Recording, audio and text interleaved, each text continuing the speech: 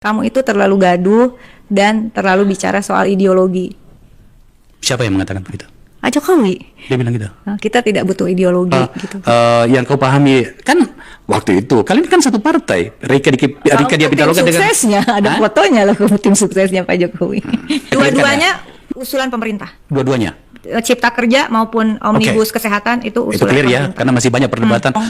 Begitu data negaranya tidak jelas, saya menyebutnya sebagai pseudo data, datanya itu fiktif, bukan salah ya, fiktif, nggak ada orangnya. Kan diungkap beberapa tahun lalu 52 juta penerima bansos itu fiktif. Fiktif, berarti nggak ada. Nggak ada. Tetapi uang itu dikeluarkan. Kerugian negara menurut KPK sekitar 100, di atas 100 triliun untuk bansos saja. Sampai 11 triliun. Mendingan bagiin tuh duitnya ke petani.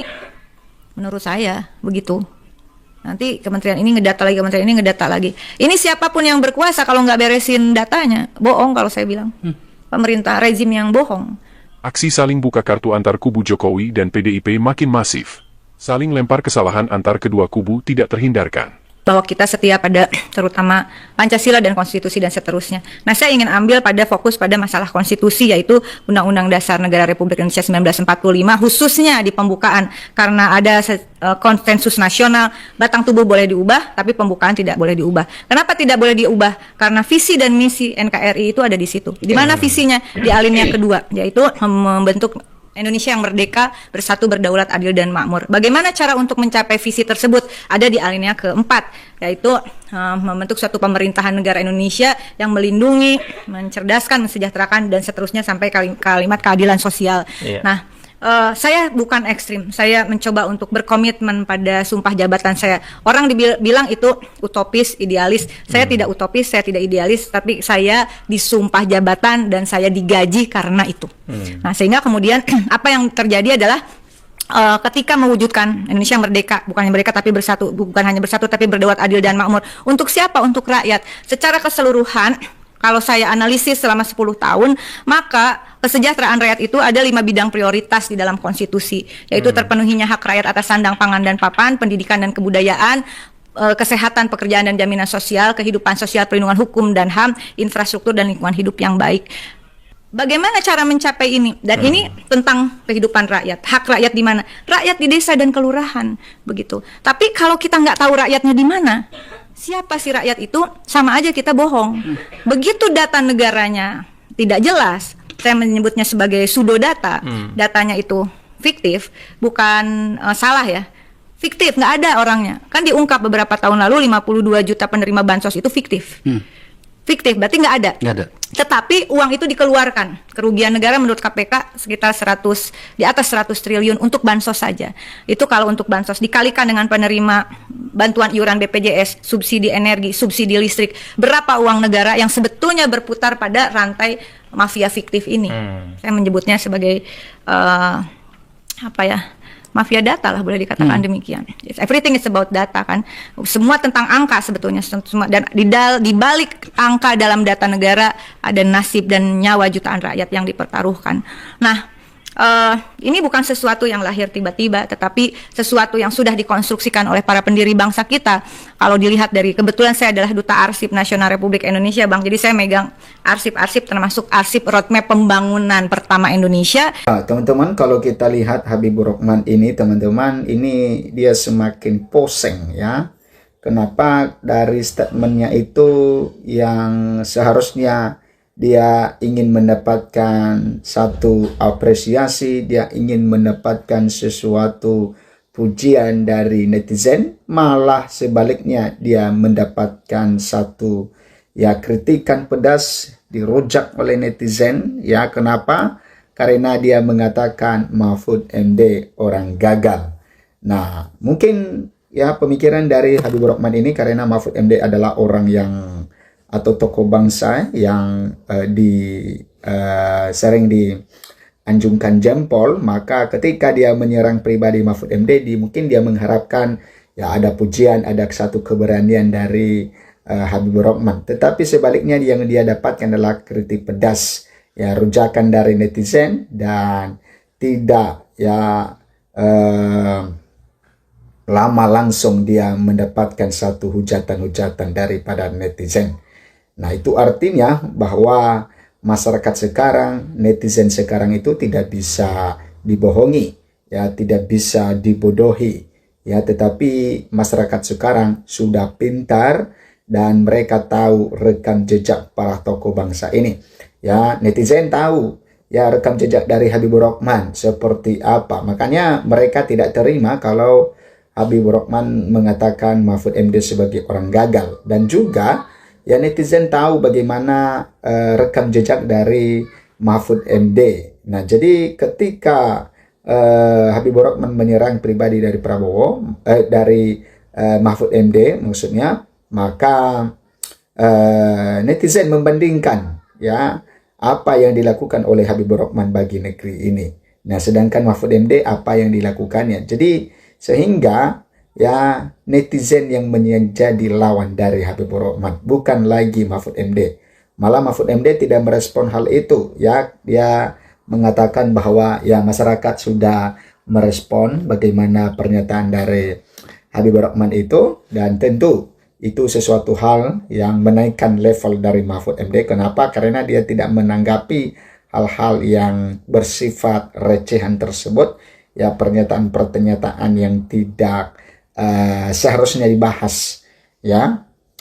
Nah, di sini dikatakan teman-teman, Gegara sebut Mahfud MD orang gagal.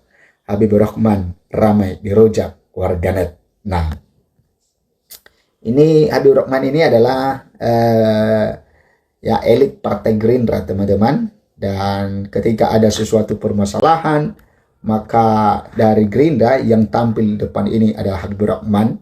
Dia menjadi garda terdepan. Nah, Habibur Rahman yang merupakan wakil ketua umum, waketum Partai Gerindra, sebelumnya menyebut Mahfud MD adalah orang gagal.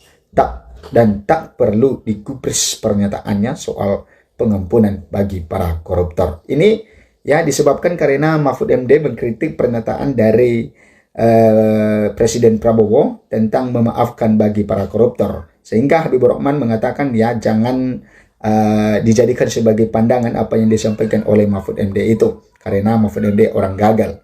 Nah, disitulah warganet langsung merujak Habibur Rahman.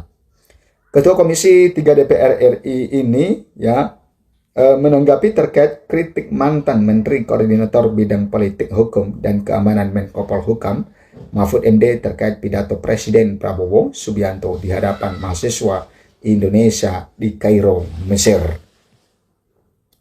Bahkan Habibur Rahman mengatakan jika kritikan Mahfud terkait wacana denda damai untuk koruptor tidak usah digubris. Ya, ini salah satu ya dia menganggap remeh apa yang disampaikan oleh Mahfud MD, teman-teman.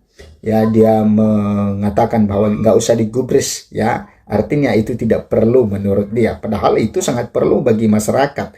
Sehingga ketika masyarakat melihat apa yang dilakukan oleh Mahfud MD dan juga masyarakat melihat apa yang dilakukan Habibur Rahman, maka masyarakat sendiri yang menjadi lawan dari Habibur Rahman, ya, karena dia yang merendahkan orang yang selalu dijunjung tinggi oleh masyarakat. Nah, saat didesak sejumlah awak media secara pribadi, Mahfud MD merasa bukan dirinya yang layak menanggapi pernyataan Habibur Rahman. Ini sangat luar biasa sekali, teman-teman. Ya, untuk menanggapi ya pernyataan dari Habibur Rahman ini, ya dia tidak layak untuk menanggapi hal itu karena ya bukan lagi itu urusannya, itu sudah lewat urusannya membahas hal-hal demikian. Ya, biarlah masyarakat katanya yang menanggapi hal tersebut. Tapi masyarakat dan warganet sudah mengetahui siapa yang benar dan siapa yang salah. Ya, dikutip Akurat Banten, salah satu pernyataannya bahwa dirinya tidak berniat menanggapi. Kan sudah ditanggapi oleh masyarakat, tegas Mahfud pada Minggu 29 Desember 2024. Nah, dari banyak komentar di media sosial medsos, ternyata ada yang mencoba membandingkan serta mempertanyakan prestasi Habibur Rahman. Nah, ternyata teman-teman ya ada netizen yang membandingkan bagaimana prestasi dari Habibur Rahman dengan Pak Mahfud MD ini. Ya, apa yang sudah diraih oleh Habibur Rahman dengan apa yang sudah diraih oleh Mahfud MD. Sehingga pernyataan dari Habibur Rahman ini mengenai Mahfud MD sebagai orang gagal, ya itu tidak diterima karena mereka tahu apa yang prestasi yang dilakukan oleh Pak Mahfud MD dengan apa prestasi yang dilakukan oleh Habibur Rahman. Nah, jadi ketika netizen membandingkan itu, maka itu tidak ada apa-apanya ya dibandingkan dengan Mahfud MD. Ya, Mahfud MD jauh lebih tinggi daripada Habibur Rahman ini. Tetapi karena di dalam dirinya ada kesombongan, maka yang tinggi itu ya dia rendahkan sampai masyarakat yang menjadi lawannya. Oke, kesini gara-gara ya dia ngatain Mahfud MD orang gagal. Apa dia lebih berprestasi dari Pak Mahfud?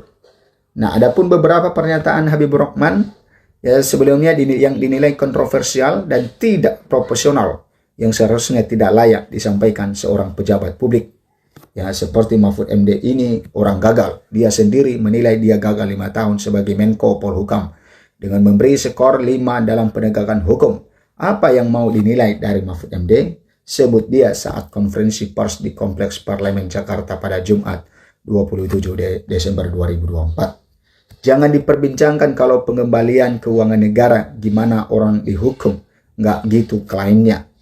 Kita ini memperdebatkan hal yang remeh-temeh, tapi melupakan hal yang paling substansi dalam pemberantasan korupsi.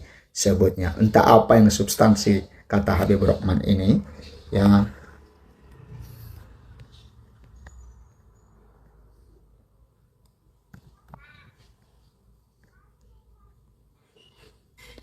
nah, kemudian jadi Pak Mahfud jangan menghasut bahwa Pak Prabowo mengajarkan langgar hukum dan lain sebagainya yang menambahkan. Nah, itu teman-teman mengenai pernyataan dari Habibur Rahman dan juga tanggapan dari Mahfud MD dan bagaimana juga para netizen merujak Habibur Rahman. Sampai jumpa di video berikutnya.